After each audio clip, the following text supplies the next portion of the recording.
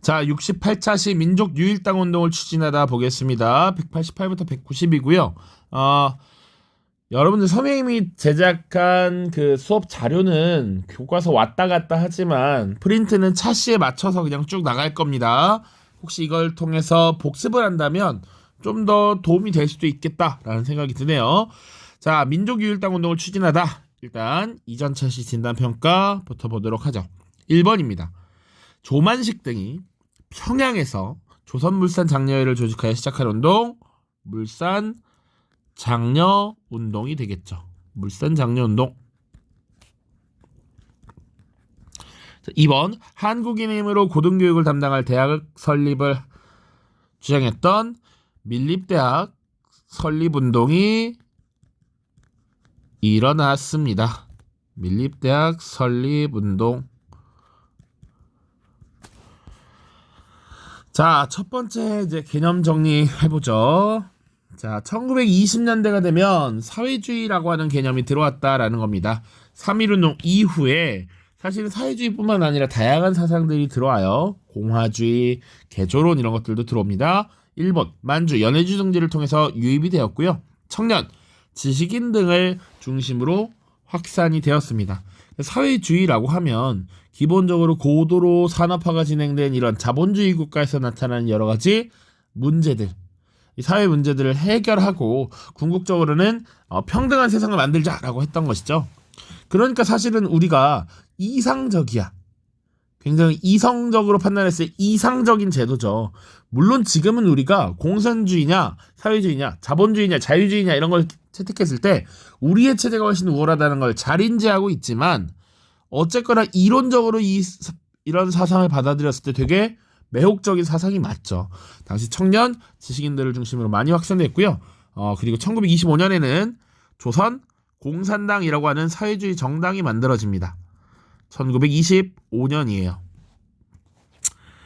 자, 그래서 이 사회주의가 계속 확산되다 보니 이런 것을 일제가 탄압하기 위해 노력합니다. 왜 그랬느냐? 사회주의라고 하는 사상의 근본적인 것은 기본적으로 사유재산 제도를 부인합니다.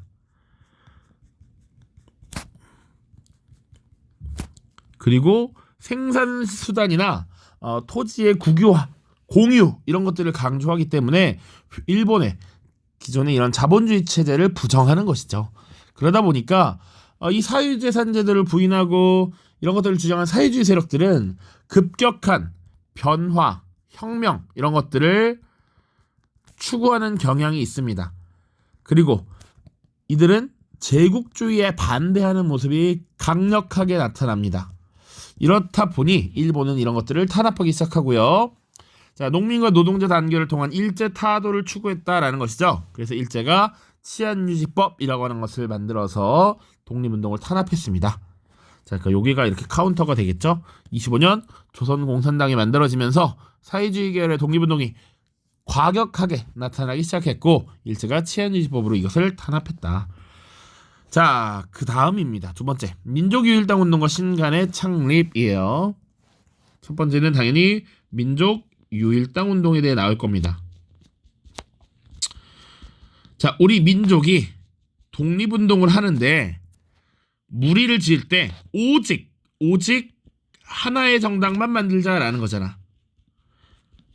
사회주의가 들어오고 나서는 독립운동의 큰 갈래가 우리 민족의 독립을 추구했던 민족주의 계열과 사회 변혁 그리고 자본주의 체제를 부정하고 농민과 노동자들이 평등하게 사는 이런 사회주의 국가, 사회주의를 신봉하는 두 세력으로 나뉘었단 말이야. 서로 각자의 독립운동을 펼치고 있었는데 이럴 것이 아니라 우리가 힘을 하나로 합치자라고 했던 것이 민족유일당 운동이죠. 자, 그래서 배경 보시면 중국의 세력들이 이미 힘을 합치는 모습을 보이고 있었어. 중국은 당시 국민당과 공산당 세력이 두 가지로 나뉘어져 있었는데 이들이 힘을 합쳐서 뭔가 일을 해내려고 했다.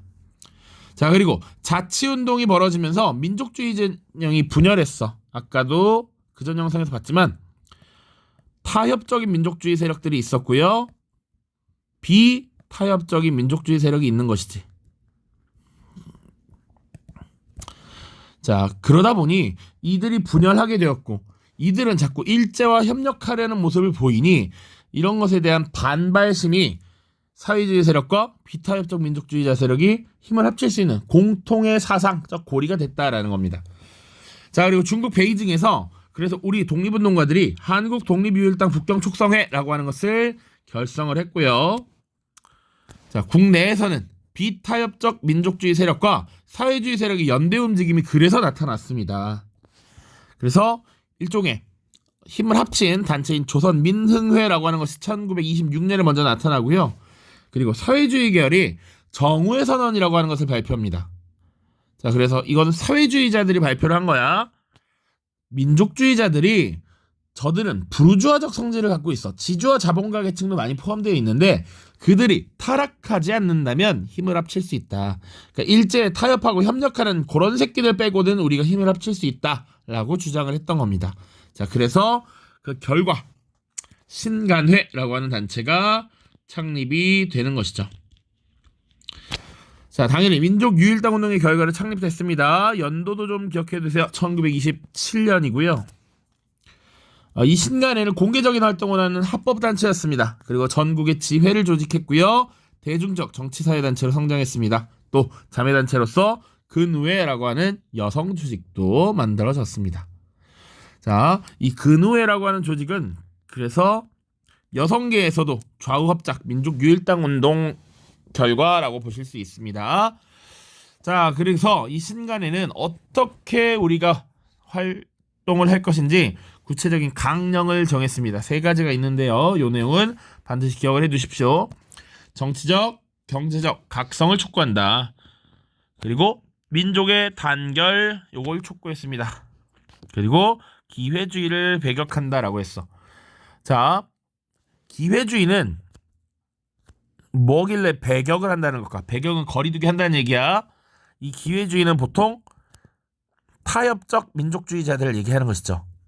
이들은 일제의 강압적인 합병, 강제적 합병, 강압적인 통치 이런 것들을 이제 더 이상 부정하지 않고 현실로 인식하고 그 안에서 일제 지배 하에서 뭔가 권한을 얻으려고 했던 간신들이야. 이들은 배격해야 된다라고 생각을 했던 것이죠. 자, 구체적인 활동을 보시면 되게 6가지 자세하게 나와 있습니다. 합법적 공간을 활용하여 한국인 본위의 교육을 실시하라. 일본인들 너희들에게 맞춰서 교육제도 다 만들어 놓고 그걸 우리한테 써먹지만 말고 한국인에게 걸맞는 교육을 실시해라. 식민지 교육 반대한다.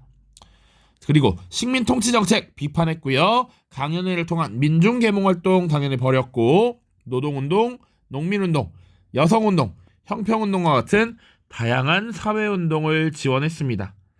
그 구체적 사례가 밑에 나와 있는데 1929년 원산 총파업을 지원했습니다. 요거 대표적인 노동쟁의의 사례입니다. 뒤에 또 나올 거예요. 그리고 갑산군에 화전민 사건이 발생했는데 여기 개입하여 진상을 규명하기 위한 노력을 벌였고 그리고 민족의식을 고취시키고 민족의 이익을 보호하는 활동을 했습니다. 또 중요한 것은 광주 학생 항일운동을 지원했어요. 이건 1929년 11월에 광주 지역에서 일어난 대규모의 항일투쟁이었는데 여기 진상조사단을 파견하고 이 사건이 왜 일어났는지 사실상 우리 민중들에게 알리는 민중보고대회를 계획해서 실행하려 했으나 일제의 방해로 결국 실패했습니다. 자, 마지막 그럼 신간회는 어떻게 되었느냐? 1927년 만들어진 이 신간회는 1931년까지 활동을 하고 결국 사라지게 됩니다. 그런데 이 신간회는 해체라고 표현하지 않고 해소라고 합니다. 왜냐하면 그냥 해산된 것이 아니라 서로 다른 운동의 형태로 발전적으로 더 확대되었기 때문에 이런 표현을 사용했다. 신간의 해소라고 하는 표현 기억을 해주시고요. 자, 이 신간의 활동이 되게 다양화되면서 탄압이 심화되었고 그리고 중간에 지도부가 한번 바뀌면서 일제와 어느 정도 힘을 합치려는 이런 모습들이 일부 나타납니다. 그러다 보니까 사회주의 계열의 인사들이 이에 반발하는 모습 나와 있고요. 자, 그리고 코민테른이라고 하는 국제공산당 조직이 있습니다. 국제공산당 조직은 공산당 세력들이 어떻게 활동을 해야 하는지 나름의 지침을 내려주는 경향이 있는데, 이 코민테른이 노선이 변화가 되면서 사회주의 계열이 더 이상 신간회에서 활동을 하지 않겠다라고 이야기를 합니다. 그래서 결국 해소하기로 결정을 했는데, 왜 어떻게 바뀌었느냐? 원래 이 코민테른에서 뭐라고 했냐면 1927년까지만 하더라도 1925년 치안유지법이 시행되면서 사회주의 세력이 압박을 심하게 받던 때였어. 활동을 하기가 어려워. 독자적 활동이 어려워. 그러니까 원래는 쟤네들이랑 힘을 합쳐서 함께 제국주의 타도하려는 움직임을 보여라 라고 했다가, 이제는 민중, 노동자, 농민들로 스며들어가서 민중을 통한 혁명을 일으켜라, 이런 지침을 새롭게 내립니다. 그러다 보니까 더 이상 신간회에서 이들이 활동할 필요가 없어졌다라는 거야. 자, 그래서 신간회가 해소되는데, 그럼에도 신간회는 여러 가지 의의를 갖고 있다. 비타협적 민족주의 세력과 사회주의 세력의 민족 유일당이 형성되었다. 대중들의 가장 큰 지지를 받았고 가장 큰 규모의 항일운동단체였다라고 하는 것이죠. 자, 오른쪽 자료만 보고 끝냅시다. 신간회입니다. 신간회. 자, 강령 3가지요. 정치적, 경제적 각성을 촉진한다. 단결을 공고히 한다. 기회주의를 일체 부인한다. 신간회 활동 쭉 나와 있습니다. 전국 숭례강연을 통해서 민족의식 및 항일의식 고치, 식민통치정책 비판, 민족의 권익을 지키기 위한 다양한 활동, 그리고 원산 총파업을 지원했고, 1929년 광주 학생 항일운동 때는 광주에 조사단을 파견하기도 했다라고 돼 있죠. 자, 2번입니다. 다음 자료를 보고 빈칸에 들어갈 알맞은 말을 써보자. 자, 민족주의 세력에 대하여는 그 부르주아적 민주주의적 성질을 명백하게 인식하는 동시에 그것이 타락하는 형태로 출현되지 아니하는 것에 한하여 적극적으로 제휴해서 분연히 싸워야 한다. 자, 민족주의 세력을 어떻게 평가하느냐? 그들은 부르주아 성격을 가지고 있다. 그러니까 부르주아라는 건 사회주의, 공산주의에서 주로 많이 사용하는 단어인데, 생산수단을 가진 자본가들, 지주계층을 부르주아 계층이라고 해요. 그리고 이런 생산수단, 토지를 갖지 못한 계층, 프롤레타리아라고 얘기합니다. 그래서 이 사회주의자들은 농민과 노동자들이 다수인 이 프롤레타리아 계층인데, 이들이 혁명을 일으켜서 이들을 부르주아를 타도해야 된다라고 원래는 생각한단 말이야. 자, 그런데 지금 당장은 사회주의 세력이 약화돼 있어. 치안유지법 이후에 많이 탄압을 당했거든. 그래서 얘네들이 부르주아인 거 알아. 그렇지만 그럼에도 불구하고 우리가 일본이라고 하는 공동의 적을 상대하고 싸우기 위해서는 얘네들과 힘을 합칠 수 있는데, 단 조건은 걔네들이 타락하는 형태로 출현되지 않을 때, 이 부르주아 중의 일부는 일본과 협력하려는 세력들이 있었다라는 것이지. 그러니까 일본과 타협하려는 타협적 민족주의 세력을 제외하고 지금 협력해야 된다라는 거야.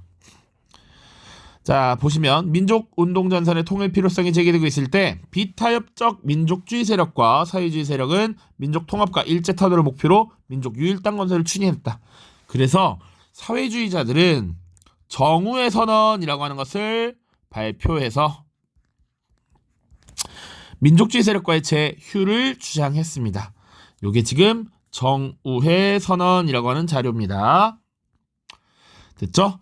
자, 여기까지 보도록 하겠습니다. 고생 많았고요. 다음 영상은 이제 사회 변화 살펴보겠습니다. 고생 많았습니다. 안녕.